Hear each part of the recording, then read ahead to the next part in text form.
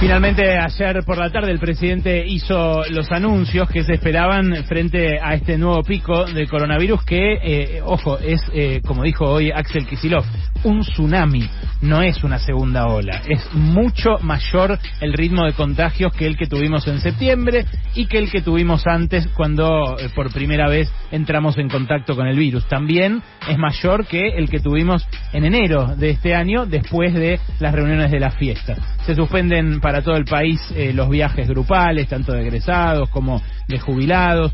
Va a haber suspensión de actividades sociales en los domicilios particulares. Vamos a repasar con el correr del programa todos los anuncios de ayer, porque aunque se repita una y otra vez, es evidentemente lo que la gente quiere saber y terminar de entender a esta hora. Se van a cerrar los bares y restaurantes a partir de las 23, se va a prohibir la circulación entre las 0 y las 6 de la mañana del día siguiente, y cambia también el régimen de uso del transporte público de pasajeros.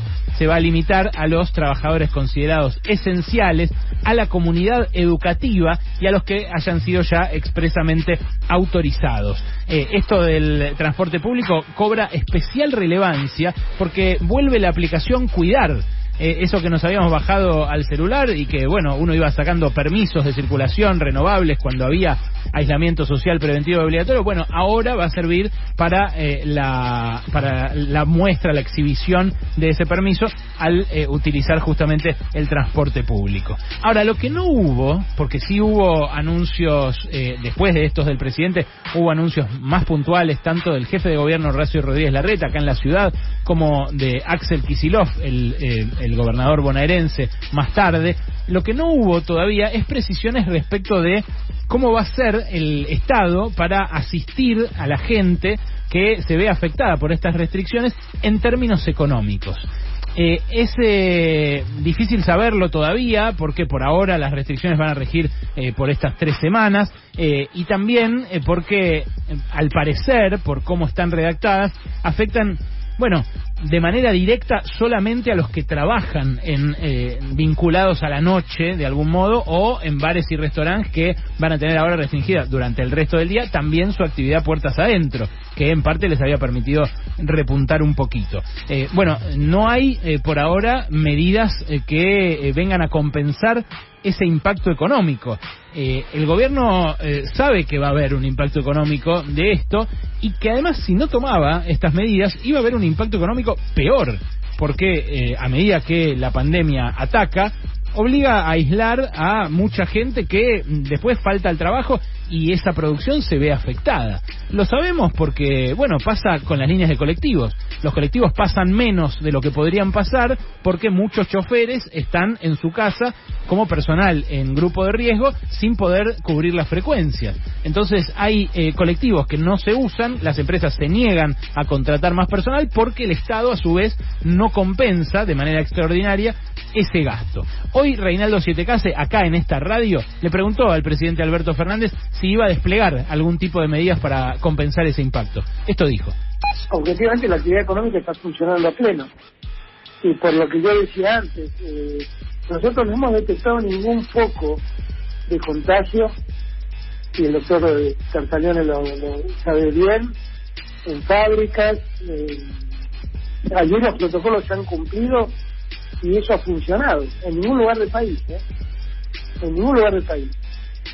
Entonces me parece que eso hoy por hoy no hace falta, pero si hiciera falta en algún momento, miren, yo voy a ayudar a los argentinos a salir de este trance.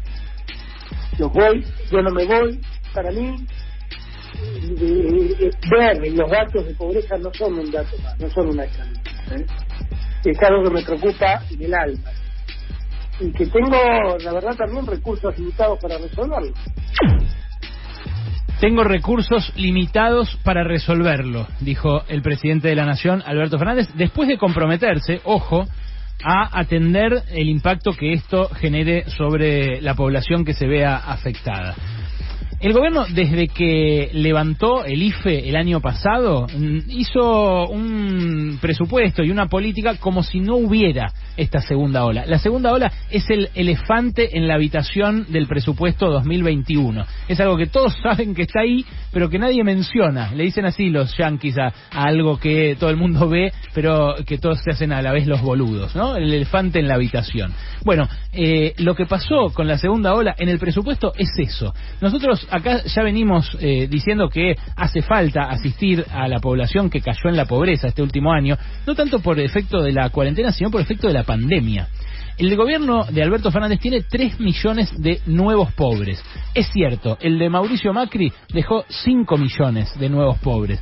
Y el de él tuvo la pandemia y tuvo el parate de toda la actividad económica que sufrió la Argentina el año pasado y que sufrió todo el mundo. Ahora, los 3 millones de nuevos pobres que hubo en 2020 son 3 millones de personas que antes no eran pobres y que corresponde atribuirle a este gobierno, sea la circunstancia que sea que le haya tocado atravesar.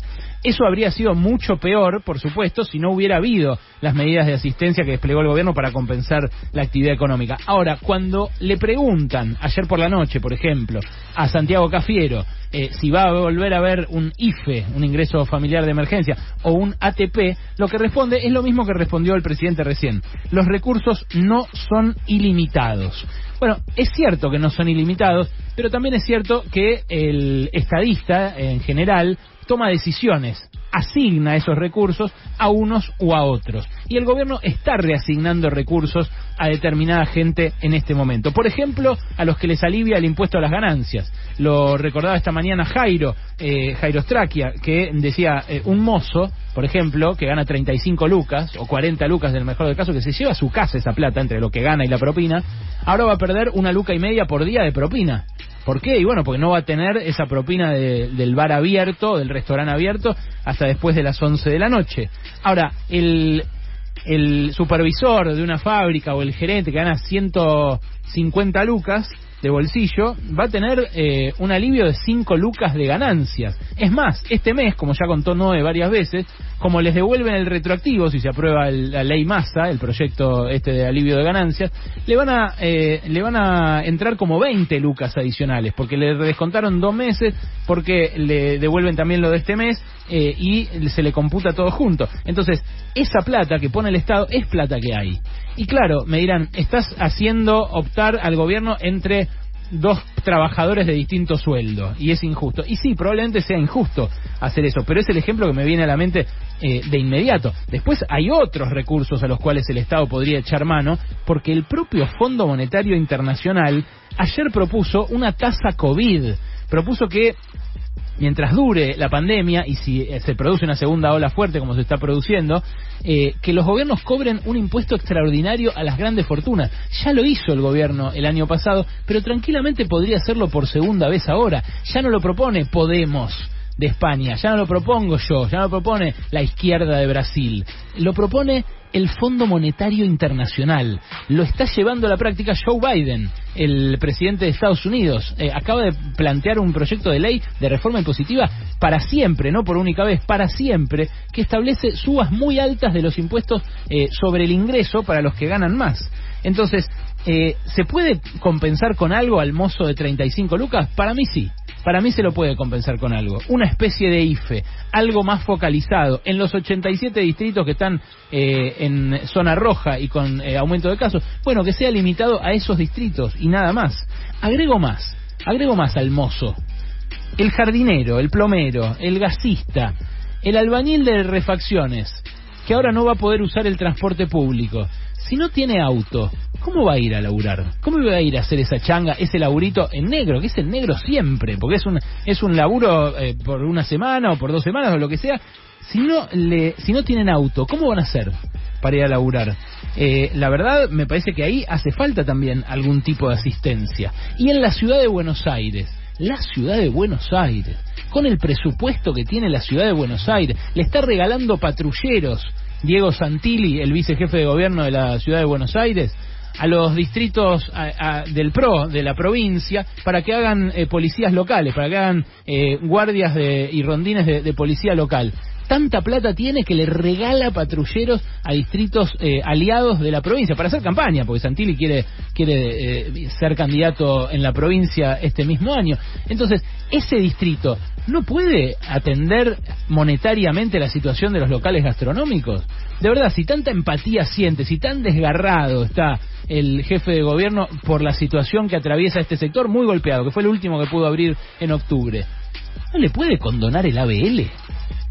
En serio digo, un local de esquina, un bar, que garpa 1 luca de ABL por mes. ¿Sabes el alivio que tuvo el año pasado cuando tenía que cerrar? Le pusieron una alícuota diferencial de ingresos brutos, o sea, en vez de 3%, 2%, algo así, o 1,5%. Eso es una ayuda por parte del distrito más rico del país, un distrito que tiene el PBI per cápita de países que le están pagando el sueldo entero directamente a los que se quedan sin laburar. Bueno, me da la sensación de que acá falta algo en los anuncios. El presidente de vuelta dijo, los recursos no son ilimitados. Sabemos que no lo son. Pero lo que pasa es que durante el año pasado, además de haber aumentado la pobreza en 3 millones de personas, lo que pasó es que nos hicimos más desiguales, nos hicimos más injustos. Y esto es algo que el gobierno puede aprovechar para revertir. Si realmente quiere revertirlo, puede tranquilamente aprovechar para revertirlo. En 2020, el INDEC publicó ayer que cayeron los ingresos de toda la población, pero escuchá cómo se repartió. Todos somos más pobres, pero el 10% más rico se llevó el 31,7% de los ingresos de toda la población, y el 10% más pobre, 1,5%. ¿Querés que te lo diga de vuelta y en números redondos? El 10% más rico se llevó el 32% de los ingresos. El más pobre, el 1,5%. Esa distancia, esa diferencia entre los más ricos y los más pobres en términos de ingresos, era de 17 veces en 2017. Subió a 20 veces en 2018, a 21 veces en 2019, y ahora está en ese mismo ritmo, en esa misma distancia, 21 veces, lo que dejó Macri. ¿No podría aprovechar la pandemia el gobierno que vino a, como prometía Alberto Fernández, vino a agarrar el colectivo, darlo vuelta, ponerlo en la dirección contraria y llevarlo para allá? ¿No puede aprovechar la pandemia para establecer una reforma impositiva que haga más justo el reparto de la torta? Para mí sí. Es cierto, los recursos son limitados, pero para cuidarnos hace falta plata, porque si no, la gente se va a seguir enfermando y nosotros como sociedad vamos a seguir siendo cada vez más